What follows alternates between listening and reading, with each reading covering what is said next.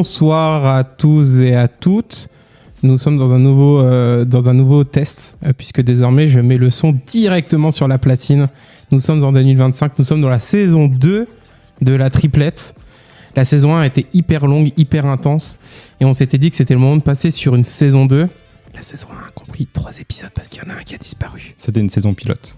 C'était une saison pilote, tout à fait. Et nous arrivons donc dans la saison copilote.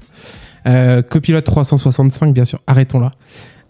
J'espère que vous vous portez tous très très bien en cette rentrée. On est très heureux de vous retrouver. Salut Cédric, comment ça va ? Salut Romain, très bien. Écoute, je suis content d'être là. Très bien. Salut Loïc, comment ça va ? Bonsoir. Ça va, écoute, ma rentrée s'est bien passée, l'emploi du temps est bien, mes profs sont plutôt sympas jusqu'à maintenant, donc tout va bien. On n'est pas dans la même classe par contre. Et Dieu merci. Voilà pourquoi j'enregistre avec ces deux personnes, puisque vu qu'ils sont mineurs, je ne peux pas les rémunérer. Donc je prends tout le cachet à chaque émission qui est généré, c'est-à-dire 0 €. Vous l'entendez du coup, il n'y a pas eu de mercato. Nous avons décidé de repartir avec les deux mêmes personnes. J'ai décidé de les re-signer pour une deuxième saison. Donc voilà, je suis très heureux de pouvoir à nouveau collaborer avec ces deux personnes. Écoute, plaisir partagé. J'aurais préféré un CDD plutôt que tu renouvelles cette période d'essai, mais bon, enfin, on fait ce qu'on peut, quoi. Faut savoir que Loïc est resté juste parce qu'il n'a pas eu d'autres propositions. Sinon, il était sur le marché. Ouais, mon agent m'avait dit que l'Arabie Saoudite avait quelque chose pour moi, mais ça s'est pas concrétisé, malheureusement. Les pétrodollars n'ont pas suffi à convaincre quelqu'un d'aller chercher Loïc, malheureusement. Donc il continuera cette deuxième saison, malgré lui et malgré nous également. On se retrouve en cette rentrée. Premièrement, il n'y a pas eu d'épisode en août.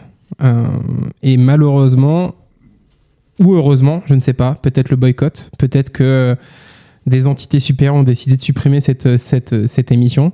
Mais l'émission qui était prévue en août a disparu. C'est désormais un lost media qui sera recherché par Feldup sûrement à l'avenir.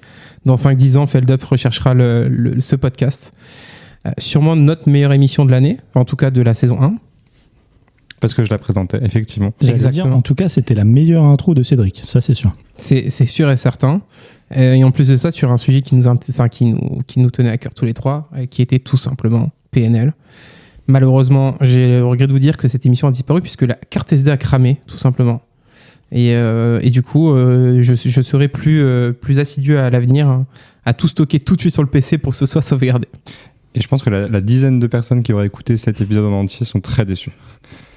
C'est vrai qu'on était sur un épisode très niche. On avait décidé de terminer la saison 1 sur un épisode très niche et non pas sur un caniche.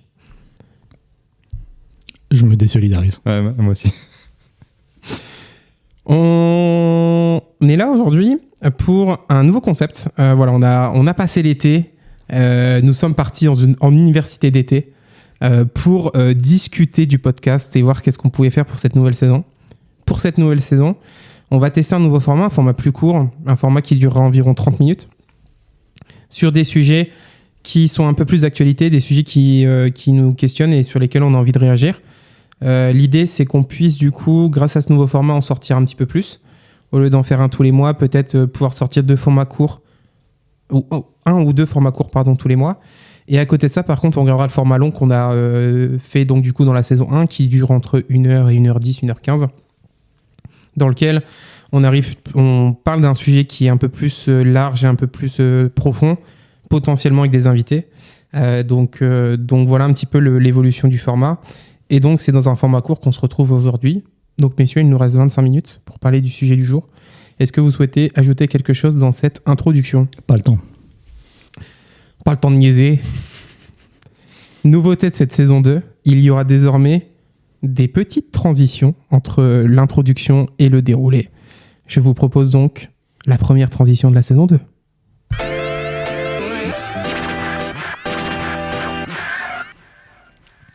On se retrouve. On peut remercier Loïc d'avoir fait ce mix, en tout cas.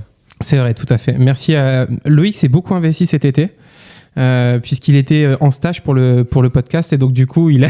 Stage non rémunéré, évidemment, moins de 2 mois. Moins de 2 mois, donc il était en stage non rémunéré. Mais sachez qu'il a beaucoup appris, et qu'il a été payé en visibilité, puisqu'il est là dans cette saison 2. Je comprends pas pourquoi c'est moi qui prends la balle perdue là, alors que mon épisode d'été n'a pas été censuré, quoi. Écoute, pendant la saison 1, c'est Cédric qui a pris. Pendant la saison 2, c'est toi. Le problème, c'est que la c'est saison vrai. 2 va être plus longue que la saison 1. Il fallait choisir. T'inquiète, les appuis sont solides. Pour ce premier épisode court, on a décidé de parler de quelque chose déjà d'assez léger et surtout quelque chose qui est quand même très présent dans notre quotidien. On reviendra dessus après. On va parler de YouTube, on va parler de cette plateforme et surtout des créateurs qui sont dessus. L'idée d'aujourd'hui, c'est qu'on essaie de vous parler de 4-5 créateurs chacun, des chaînes, des vidéos, des concepts qui nous ont plu dans les derniers mois ou tout simplement des youtubeurs qu'on apprécie beaucoup. L'idée, voilà, c'est qu'on puisse vous faire découvrir un petit peu nos univers et les personnes qui nous plaisent sur YouTube actuellement. Messieurs, votre rapport à YouTube, est-ce que ça consomme beaucoup de YouTube ? Est-ce que ça mate beaucoup YouTube, que ce soit boulot, métro, dodo Quand est-ce que ça regarde YouTube ? Est-ce que ça regarde YouTube beaucoup ? Alors évidemment pas au boulot, parce que je suis au boulot avant tout pour travailler, Romain. Et voilà, je ne peux pas me le permettre. Il y a peut-être des collègues qui écoutent cet épisode. Non, j'étais un gros consommateur de YouTube avant, et au fil des années un peu moins, parce qu'il y a d'autres occupations, on va dire. Mais je regarde quand même toujours, je pense facile, en moyenne 1 heure, 1 heure et demie par jour, à différents moments de la journée, que ce soit des vidéos plus courtes ou une vidéo plus longue, mais voilà, toujours toutes les journées, je pense. C'est déjà énorme, 1 heure et demie déjà quand beaucoup, même. effectivement. Comme mais si tu regardais un film tous les soirs. C'est ce qu'on disait de différentes façons, des fois en fond, en écoutant une vidéo, ou en regardant une vidéo, mais avec moins d'attention en faisant autre chose, ou des fois un peu plus, de manière un peu plus assidue. Loïc ? À peu près la même chose. Je pense que je dirais un fan de YouTube, un grand consommateur en tout cas de YouTube, dans le sens où, pareil, je dois regarder à peu près 1 heure par jour. Tu trouves des contenus à la fois sérieux, des trucs d'actualité, des trucs plus légers. Et après, c'est ce que je vais mettre quand je suis en train de faire la cuisine, par exemple, pour avoir quelque chose qui m'accompagne, ou alors quelques vidéos que je regarde de façon plus sérieuse et concentrée. Mais ouais, pas mal de YouTube quand même. Au quotidien, il y a au moins une vidéo tous les jours, tu vois. D'ailleurs, j'en profite pour parler du jeu parce qu'on n'en a pas parlé avant, mais c'est une question vraiment que j'étais curieux de savoir. YouTube Short, vous consommez beaucoup ou pas ? Pas du tout. Pas du tout ? Beaucoup trop. C'est vrai ? Beaucoup vont... En fait, j'ai volontairement mis un timer sur Insta pour ne pas trop y passer de temps. Ouais. Mais en fait, ce que Tu le fais sur c'est que YouTube. des fois, je reporte. Mais en fait, à des moments, genre d'attente, je sais pas, genre dans le tram ou des moments comme ça où j'ai pas le temps ou pas la possibilité de regarder une vidéo avec du son, là, j'y passe un peu trop de temps. Mais encore, enfin, ça va en comparaison avec d'autres personnes, je pense, mais j'essaye de faire attention. Moi, je regarde beaucoup YouTube Short avant de me coucher. Parce qu'en fait, je me rends compte que je n'arrive plus à regarder une vidéo entière avant de me coucher. Je m'endors généralement pendant. Donc du coup, regarder des shorts, j'en regarde 4-5 et puis après je me moi couche justement, pas. si je regarde des shorts, je me couche je sais pas quand. Quand je regarde une vidéo plus d'accord. longue, elle m'aide aussi à m'endormir parce que t'es concentré et ça te... Ouais, ok. Voilà, c'est pas la meilleure manière de s'endormir, c'est clair. Mais moi, les shorts, je pense que c'est ce qui va me maintenir éveillé sans que je m'en rende compte. Ok. Moi, mon rapport à YouTube, beaucoup de YouTube. Je passe vraiment ma journée sur YouTube. C'est soit sur Spotify, soit sur YouTube, grosso modo. Je pense que tu es le plus gros consommateur de nous trois, non ? En tout cas, celui qui est peut-être plus connaisseur, on va dire, de la plateforme, quoi. Ouais, et même au-delà de ça, je pense que moi, je consomme YouTube au-delà des séries, au-delà des films, au-delà de tout. YouTube est vraiment ma plateforme numéro 1 de divertissement, d'apprentissage, de découverte de plein de milieux, de plein de secteurs, etc. Et je regarde tout avec YouTube. Un exemple tout bête, depuis maintenant la reprise de la Ligue 1, je regarde tous les résumés de matchs sur YouTube. Chose que je ne faisais jamais avant. Pareil, je regarde toute la première ligue sur YouTube, etc. en mini-résumé de match.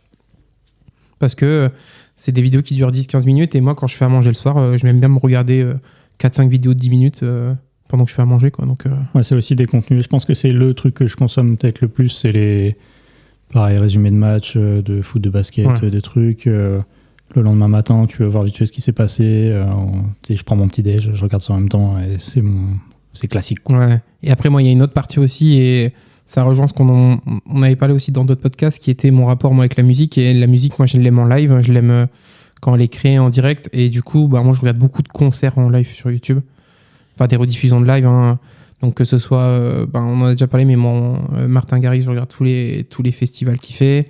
Je regarde dès lors que même si le son est dégueulasse et que l'image est dégueulasse, avec un téléphone et on entend les basses à mort, je m'en fous. En fait, ce qui m'intéresse, c'est d'entendre la performance en live. Et donc des fois, j'en ai marre d'écouter Spotify, les musiques des fois que je trouve un peu plates. Et du coup, je passe 3 heures à écouter des lives que je trouve sur YouTube. Et donc du coup, être très très très gros consommateur de YouTube. Quelque chose à dire hein, non, je voulais demander si jamais vous n'ouvriez jamais des livres, quoi. Enfin un petit bouquin quand même, au lieu de regarder des vidéos, franchement. J'écoute des livres audio. Ce sera mon moment boomer. Voilà. Dédicace aux boomers qui nous écoutent. On les adore. Continuez à écouter. Tout à fait. On commence sur le sujet du coup, messieurs ? Qui veut commencer ? Qui veut donner sa première reco ? Vas-y, lance-toi, Romain. Je me lance ? Je sens que t'es très chaud sur ces recos là. Ok, alors je commence par lequel ? Je commence sûrement par mon préféré depuis quelques temps. Je tiens à préciser pour les auditeurs, pour une fois, ce n'est pas une draft, hein, donc il n'y a pas de compétition ce soir. Oui, c'est vrai, il n'y a pas de compétition. Et surtout, vous retrouverez, j'essaierai de mettre tous les liens de toutes les personnes qu'on a évoquées aujourd'hui dans la description. Donc n'hésitez pas à aller voir un petit peu les contenus qu'ils font. Je vais commencer par sûrement mon coup de cœur de 2024 et 2025. Le gars, dès qu'il sort une vidéo, je me réserve la soirée, il n'y a rien qui existe à part lui. Il s'appelle Ego. Je ne sais pas si vous connaissez Ego. Pas du tout. Donc c'est EGO, hein, tout simplement, comme Lego. Enfin, pas comme les Lego. Comme Lego de Lego. Lego de Loïc, tout à fait. Non, sinon ce serait en majuscule, par contre. Qui fait des vidéos... comment je peux expliquer ça ? Il fait des vidéos où il discute de l'existence et de la vie au global, en ayant un regard très critique sur l'évolution de la société et de la technologie. C'est des vidéos très bien construites qui sont construites de A à Z pour avoir vraiment un déroulé d'histoire qui est hyper intéressant. Moi, ce que j'aime dans ce qu'il fait, c'est le fait qu'il commence toujours d'une petite histoire qui paraît banale et qui découle sur quelque chose avec un message hyper profond. Et je peux vous donner 2-3 exemples de vidéos. La dernière qu'il a fait, c'est sur un virus qui s'était emparé de World of Warcraft quand le jeu était sorti en 2005. Je ne vais pas résumer la vidéo parce qu'elle est super longue, mais en gros, il commence en disant il y a une épidémie qui s'est développée dans le jeu, donc qui a infecté tous les personnages. Et beaucoup d'épidémiologistes ont utilisé ce cas-là pour se rendre compte à quel point une épidémie pouvait se développer. Et du coup, d'identifier les personnages et les personnalités qui vont se révéler, c'est-à-dire les gens qui vont essayer de combattre l'épidémie, les gens qui vont essayer d'en profiter et les gens qui vont essayer d'en faire de l'argent.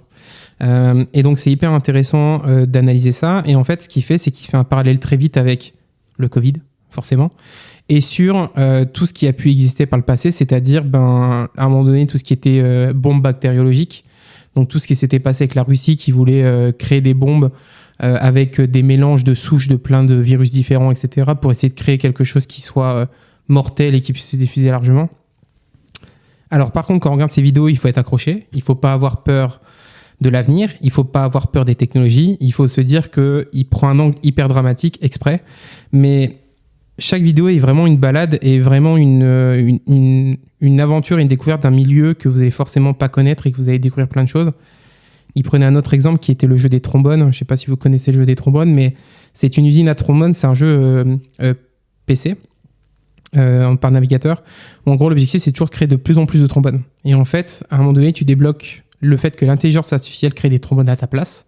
Et en fait, l'intelligence artificielle commence pour toujours plus créer de trombones, va transformer toute la matière possible en trombones. Et donc, c'est-à-dire, va se dire que l'humain n'est qu'une matière parmi tous les matériaux qu'il peut utiliser pour créer des trombones. Et donc, du coup, elle va transformer les humains en trombones.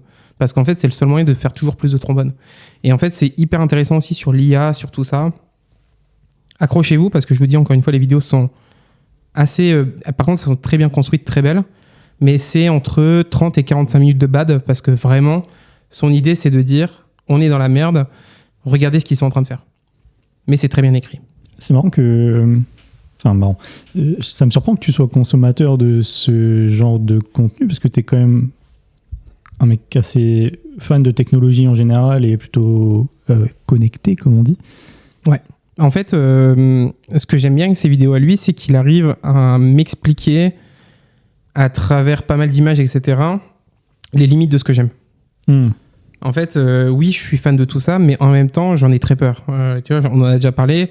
Je suis le premier à dire que l'IA est un outil formidable pour faire plein de choses, mais je suis le premier aussi à dire que c'est hyper dangereux pour plein de choses. Par contre, et donc moi, ce que j'aime dans son discours, c'est la manière dont il amène les choses. Ok. Et c'est des contenus qui font combien de temps à peu près ? C'est en moyenne 30 à 40 minutes. Ah, ok. Il n'y a pas du tout de... Et c'est que de la construction 3D de vidéo. Donc Wow. en gros, il paye des artistes une blinde. Ça doit être un taf de fou. Ouais. C'est un travail de fou furieux. En fait, si vous regardez un petit peu... Je crois qu'il le partage pas mal sur Instagram. Les créateurs enfin les monteurs et les mecs 3D qui créent la 3D et tout, ils partagent pas mal le contenu qu'ils créent pour ces vidéos. Et genre, mais c'est des heures et des heures de taf. C'est sincèrement, sur YouTube, c'est les vidéos qui sont les mieux construites et je trouve qui correspondent le plus à ce que j'attends d'un YouTube et d'une chaîne YouTube, c'est-à-dire pas du contenu clic qui soit facile et du contenu innovant, créatif et différenciant. Et sincèrement, plongez-vous dans une vidéo et à la fin, vous allez vous dire « Ok, c'est quand la prochaine ?» Et le problème, c'est que les vidéos sortent environ tous les 2-3 mois et c'est long. Mais par contre, c'est un rendez-vous à chaque fois. J'allais dire, moi j'aime bien ce genre de rythme-là parce que du coup, ça laisse plus de temps pour vraiment travailler une vidéo et ça crée plus un événement. Et je sais pas, je trouve que ça te laisse aussi en tant que viewer, consommateur, le temps de la regarder. Ouais. T'es pas obligé de te dire ouais, il faut que je trouve un moment pour regarder cette vidéo parce que sinon il y a celle de la semaine prochaine qui va sortir, je suis en retard et tout. Et puis c'est un événement. À chaque fois qu'il sort une vidéo, tous les youtubeurs en parlent, tous les streamers en parlent, tout le monde veut la regarder. C'est vraiment un événement. Il tourne, sa plus grosse, ça fait 5 millions de vues. C'est vraiment beaucoup. Et sa dernière qu'il a sortie il y a 3 semaines est déjà à 1,5 million de vues. Pour ce genre de contenu, effectivement, c'est beaucoup. Ouais. Et sincèrement, prenez le temps de regarder 30 minutes. Toutes les vidéos sont hyper énigmatiques. Si vous voulez, je vous donne les titres. Il y a une vidéo, c'est le jeu de la vie. Une vidéo qui s'appelle L'horreur existentielle de l'usine à trombone. Visite du musée de l'oubli. Sarina, le grand simulateur d'évolution. Et le jour où un virus a tué 1 million de joueurs. Effectivement, ça n'a pas l'air super réjouissant quand même. Non, je vous l'ai dit, hein, il faut s'accrocher. Je clique. Mais franchement, ça, pour le coup, moi, ça me donne envie d'aller voir. Sincèrement, n'hésitez pas, il faut aller voir ça, c'est vraiment hyper cool. Voilà pour ma première reco. Qui enchaîne ? Non, vas-y Loïc. Ok, j'y vais. Parce qu'en fait, il a peur de passer de Ego à Wankill, tu vois. C'est ça. J'avais Squeezie, vous connaissez ? Non, moi je vais partir dans un truc totalement différent. J'en ai très rapidement parlé à la fin de notre premier épisode sur le foot, mais je vais parler de la chaîne Copa 90, Copa 90 pour nos amis francophones, et notamment d'un de leurs créateurs qui s'appelle Eli Menjem. C'est un Australien et qui fait du contenu sur le foot. C'est une chaîne sur le foot, et lui fait du contenu surtout autour de des supporters, des histoires qu'il y a autour du foot et de comment le foot peut être un vecteur de rassemblement, peut raconter des histoires sur la société, sur une ville, sur un pays. Voilà. Je l'ai découvert il y a un moment. La première série qu'il faisait, ça s'appelait Derby Days, et il allait dans plusieurs villes d'Europe où il y a des derbys. Ça allait de trucs très connus comme Milan entre l'Inter et l'AC Milan, à Sarajevo en Bosnie avec Željezničar et le FK Sarajevo là. Et à chaque fois c'était super cool parce qu'il commence toujours par une intro sur comment est la ville, c'est quoi l'histoire du premier club, du deuxième club, comment ils s'imbriquent dans la ville et tout, et après t'en arrives au pourquoi les clubs en fait pourquoi le derby existe, pourquoi la rivalité existe. Et je trouve ça trop bien en fait, ça ramène de la sociologie, de l'histoire, plein de composantes très générales dans le foot, et je trouve ça archi stylé. Et là, récemment, il a une nouvelle série qui s'appelle Once in a Lifetime, où il parle de clubs ou d'équipes qui ont une opportunité unique ou en tout cas inhabituelle de remporter un titre. Parce que en fait, le postulat de départ, c'est si tu regardes le foot depuis 10 ans, c'est à peu près tout le temps les mêmes équipes qui gagnent et tout. Et il va se concentrer sur...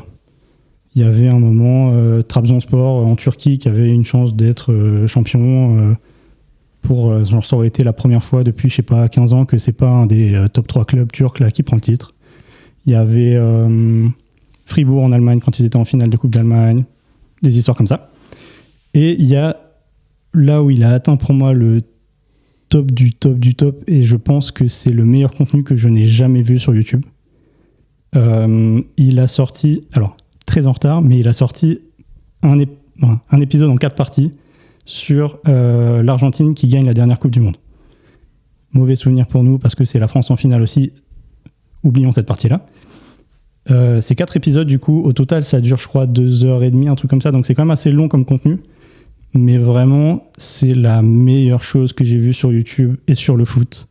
Ça parle de l'histoire de l'Argentine, de l'histoire de la sélection argentine, de Messi, de Maradona, de leur rapport au foot, de pourquoi le foot c'est si important pour eux, dans des proportions qu'on ne peut pas vraiment comprendre nous, parce que notre histoire n'est pas la leur et tout, pour arriver jusqu'à le moment de la finale et comment c'était à Buenos Aires pendant la finale et qu'est-ce que ça représentait pour eux et tout, et comment le scénario, en le regardant maintenant avec du recul, est complètement dingue.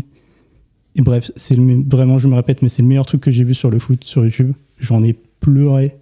C'est incroyable, donc je vous le conseille de fou. Les émotions.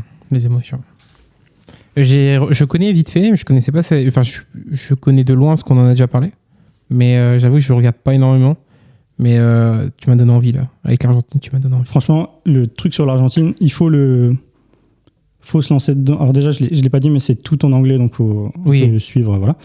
Et pour le coup, c'est un contenu long quand même, mais le fait que ce soit en 4 épisodes fait que tu peux le regarder en fractionné sans problème. Et franchement, ça se regarde comme un film quasiment.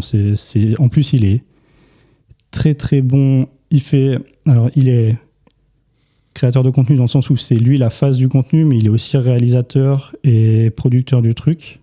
Je crois qu'il taffe sur le montage aussi, et il a une super bonne vision esthétique et du rythme qu'il veut donner à ses vidéos et tout. Donc vraiment, ça se consomme super facilement. C'est archi prenant et tu lâches pas l'écran. Une fois que tu es dedans, tu lâches pas l'écran pendant 2 heures, quoi.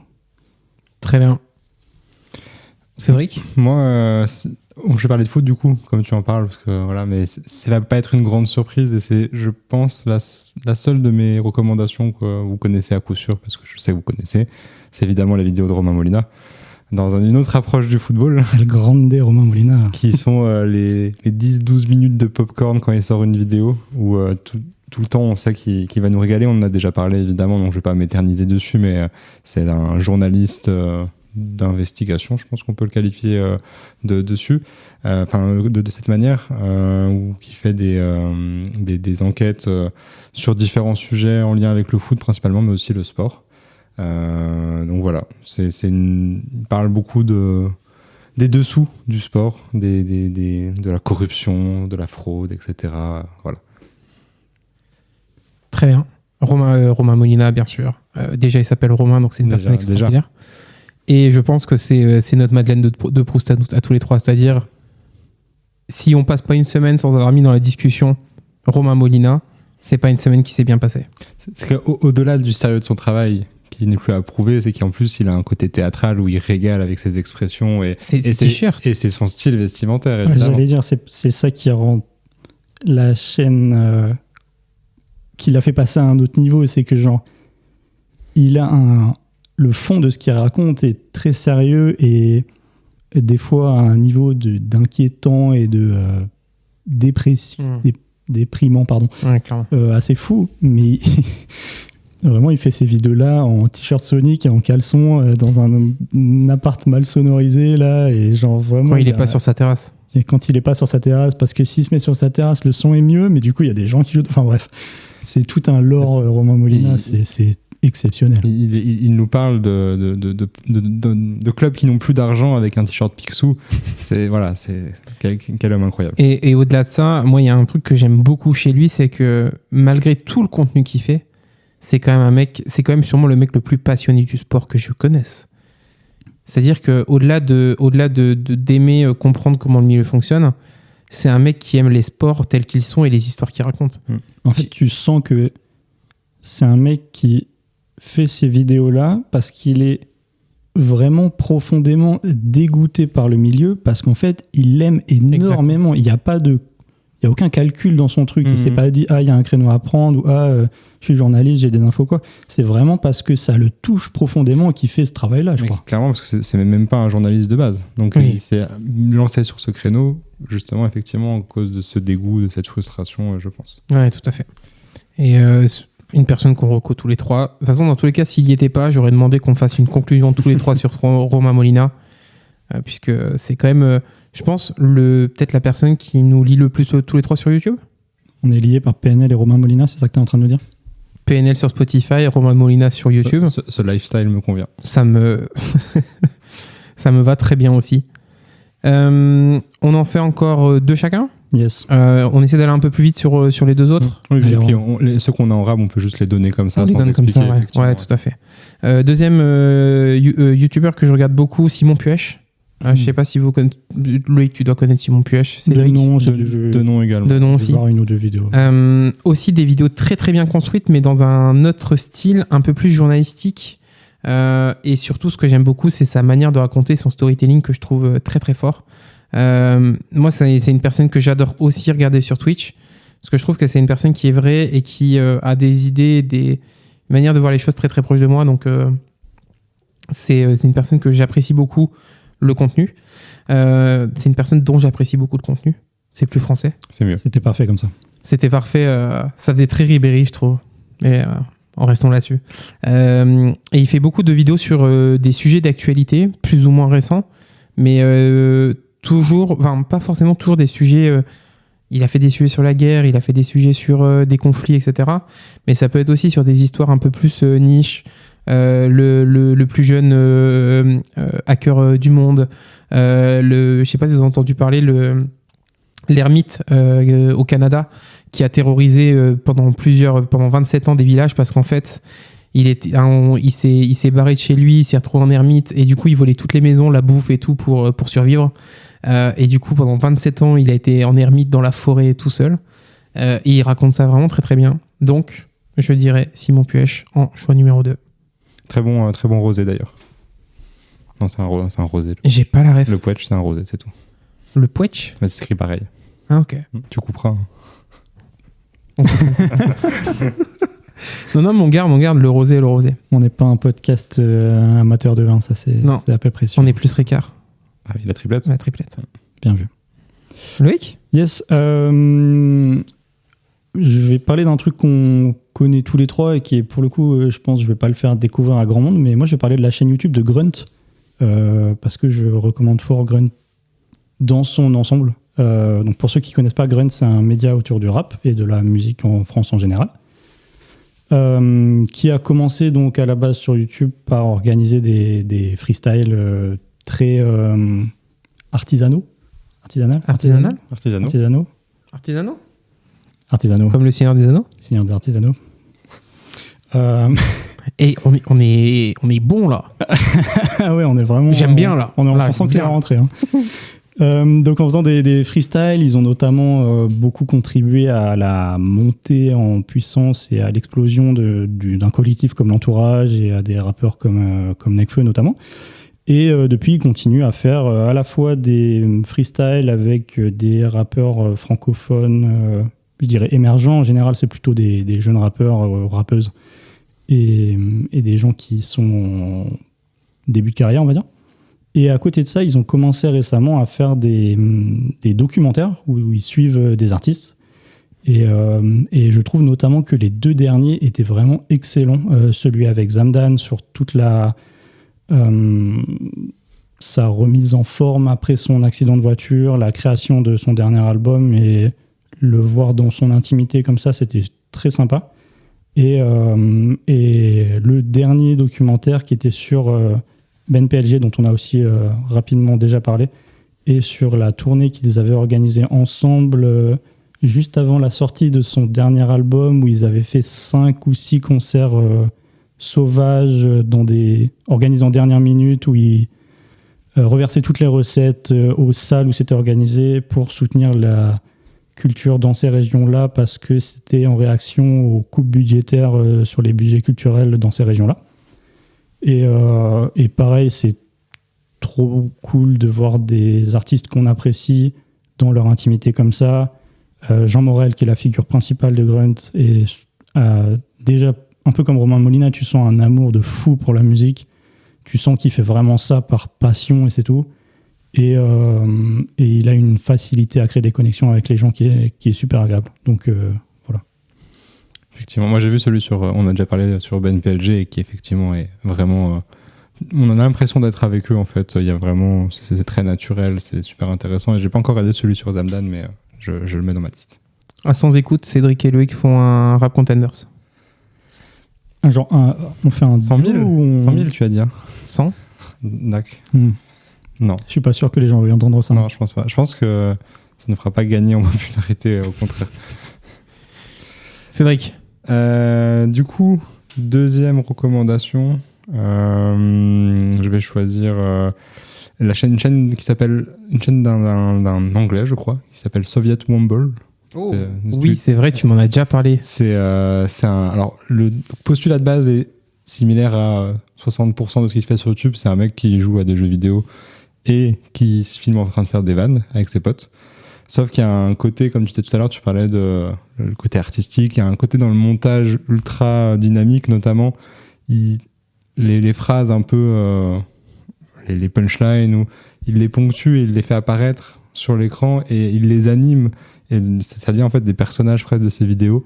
Et c'est extrêmement drôle. Bon, après, il faut être un minimum anglophone, bilingue. En tout cas, bien comprendre l'anglais, parce qu'en plus, dans le lot, il y a des Écossais, des Gallois, donc il y a des accents qui sont compliqués. Mais c'est extrêmement drôle. C'est comme ta première recommandation, Romain, c'est pas quelqu'un qui est régulier. Je crois qu'il est streamer en fait à la base. Donc des fois, il sort des genres de best-of, mais ça peut être aussi bien tous les 2 mois qu'une fois par an. Ouais. C'est vraiment pas son créneau, mais je trouve ça extrêmement drôle. Et dès que j'ai un petit coup de barre, je regarde une vidéo de ce type-là et ça me fait énormément rire. Voilà. Après, c'est de l'humour à l'anglaise. Donc ça peut être des fois un peu limite, mais c'est ce qui nous plaît aussi. Enfin, ce qui te plaît en tout cas. Dernier reco avant qu'on fasse en vrac. Il faut qu'on accélère, messieurs, parce que on parle beaucoup. On parle beaucoup trop. Mais parce qu'on est... On est passionné. On est passionné. Tel Romain Molina. On est passionné. C'est-à-dire qu'on commence l'émission en disant on va faire 30 minutes. On est à 34. Du coup, troisième reco, je vais partir sur The Great Review. T'as pas dit avant l'émission que tu voulais pas le mettre ? Ouais, mais finalement j'ai changé d'avis. Vas-y, envoie. Je mettrai The Great Review. Pourquoi ? Parce que c'est sûrement le meilleur storyteller de YouTube, je pense. Regardez ses vidéos sur la partie 1 et la partie 2 de Outer Wilds, qui durent respectivement 3 heures chacune. Donc il faut poser sa soirée. Regardez sa vidéo qu'il a fait sur Sea of Thieves. Donc c'est un streamer qui parle des histoires dans les jeux. Soit des histoires, soit des jeux. Des histoires des jeux ou des histoires autour des jeux, ce sera plus simple. Et il parle aussi de plein de sujets, de pourquoi tout le monde attaque Nintendo et pourquoi Nintendo décide d'attaquer tout le monde en justice. Plein de sujets aussi politiques autour du jeu vidéo, et voilà, c'est quelqu'un qui est très chouette et qui fait beaucoup de contenu aussi. Par contre, il faut attendre tous les 3 mois. Pareil. En même temps, s'il sort des vidéos de 3 heures... Moi, je connais que le nom, mais je savais même pas du tout ce que c'était le contenu. Si ça dure 3 heures, tu peux attendre 3 mois. Il y a que 2 vidéos qui font 3 heures. Tout le reste, c'est 30 minutes, 1 heure, 1h30. Mais il y en a 2, ouais, il a pété un plomb. 6 heures de contenu dans ta gueule. Loïc ? Il faut aller vite, je vais aller vite. Ma troisième reco, c'est une chaîne qui s'appelle 17h17. Et pour le coup, par rapport à tout ce dont on a parlé jusque-là, c'est du contenu très rapide. C'est des vidéos qui durent une dizaine de minutes. C'est assez léger. C'est un mec qui a décidé de racheter c'est pas vraiment une ruine, mais une maison ancienne, un peu abandonnée au fin fond de la campagne, et qui retape la maison et qui nous montre un peu comment il fait. J'ai découvert qu'en fait, il y avait plein de gens qui faisaient ça sur YouTube, mais moi, je connaissais pas du tout cette face-là de YouTube. C'est-à-dire que vraiment, il y a tout un pan de YouTube, c'est ça? Ouais, j'ai découvert ça, mais j'étais pas au courant. C'est comme Cabane 09, un peu, ce qu'on disait tout à l'heure. C'est à peu près la même chose. Il y a aussi Vianney qui maintenant rénove, crée une cabane et qui fait des vidéos YouTube là-dessus. C'est vrai? Ouais, je te jure. Incroyable. Bah, regarde ces vidéos aussi, c'est le même principe que ce que tu viens de parler. Mais bref, c'est Vianney. Donc du coup, de temps en temps, il pousse la chansonnette pendant la vidéo. L'algorithme YouTube m'a donc recommandé 17h17 alors que je ne connaissais pas ce pan de YouTube. Et je trouve ces vidéos, franchement, il n'y a rien de révolutionnaire. C'est super agréable à regarder, c'est calme. T'as envie de l'aider à construire sa maison. Le mec a l'air tranquille. Ça sort, je crois, une fois par semaine à 17h17 comme son nom l'indique. C'est juste très cool, quoi. Très bien. Comme il faut aller vite, je vais être très rapide à la chaîne YouTube de Valeur, évidemment, comme on le disait avant. Non, c'est une blague. Valeur avec un S. Valeur avec un S. Évidemment.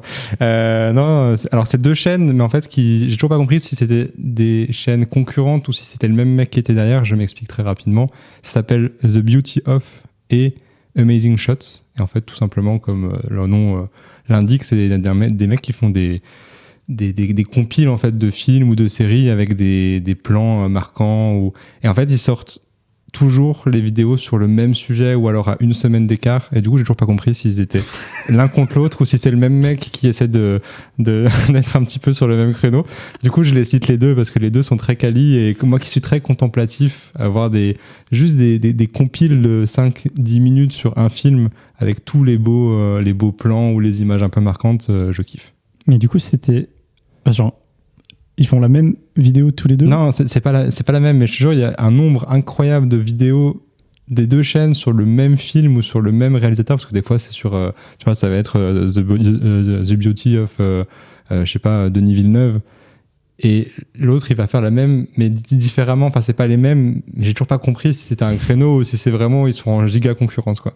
Mais gardons le mystère. C'est très beau et c'est ultra relaxant et j'aime beaucoup. Gardons le mystère. Très friand de ce genre de contenu aussi, les top shots au cinéma, les trucs comme ça, là, très stylé. Messieurs en vrac, quels étaient les youtubeurs que vous aviez essayé? Je commence. J'avais mis Combo de côté aussi qui fait des vidéos sur donc c'est KOMBO, pareil en description, qui fait des vidéos pareil sur les jeux vidéo mais sur un autre angle et hyper intéressant. Et le dernier, Micode, donc pas sa chaîne où il fait du live. Donc avec je sais Underscore, mais vraiment la chaîne Micode où là il fait des enquêtes autour de tout ce qui est cyber, etc., cybersécurité, IT, etc. En vrai, du coup, pour rebondir sur le cinéma et ce dont parlait Cédric, moi j'aime bien un mec qui s'appelle Thomas Flight qui fait des analyses de films, des analyses sur le montage, des trucs comme ça. C'est toujours très bien travaillé. C'est un peu plus lent dans le rythme et tout, mais c'est super intéressant à regarder si vous aimez le cinéma. Et un truc très niche, mais que moi j'adore, mais je vais être le seul à adorer ça, c'est la chaîne Bosno 2008. C'est un mec qui fait des compilations de samples dans le rap US. Oui, c'est archi simple, il met genre le sample de base et le son qu'il a samplé. J'adore regarder ça. Vous me connaissez, j'adore le sample. Comme toi, ouais, c'est ce genre de vidéo. C'est peut-être la même, mais il y en a plusieurs. Je suis déjà tombé sur des trucs, j'en ai regardé des dizaines à la suite. Et ça, c'est incroyable. Il y a aussi King Ghidorah qui fait le même genre de délire. Et Bosno 2008, c'est un peu, pour moi, c'est les OG du truc, quoi. Voilà.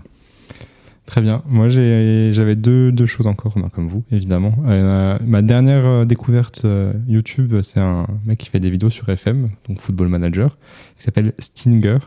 Et en fait, c'est un peu original par rapport aux autres parce qu'il part du principe, sur le principe du Moneyball, qui est un film où, voilà, en gros, il s'appuie uniquement sur la data pour reconstruire des clubs sur Football Manager. Et je trouve qu'il a un bon storytelling, il est calme, ses vidéos elles sont super bien montées, donc j'aime beaucoup.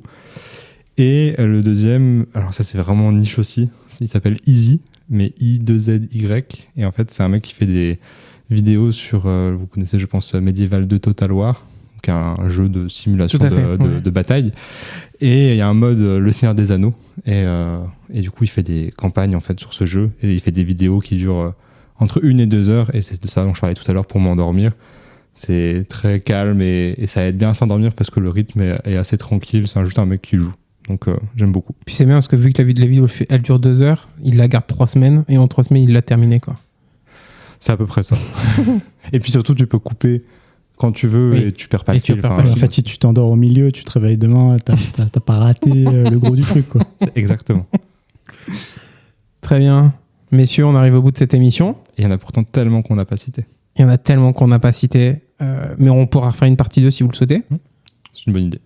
Je suis très content parce c'est le premier format court. On a déjà explosé le temps. On est à 41 minutes. Ouais, mais il y avait 5-7 minutes d'explication au début. C'est littéralement ce que j'allais dire. Il y a eu 10 minutes d'intro. Donc, c'est bien parce que vu qu'en plus là, on est en train de faire 10 minutes d'outro, genre le format est super court. Et t'as regardé la dernière vidéo? Messieurs, je vous propose qu'on se laisse là pour aujourd'hui. Merci. Passez une bonne journée à tous et à bientôt. Merci beaucoup. Merci à tous.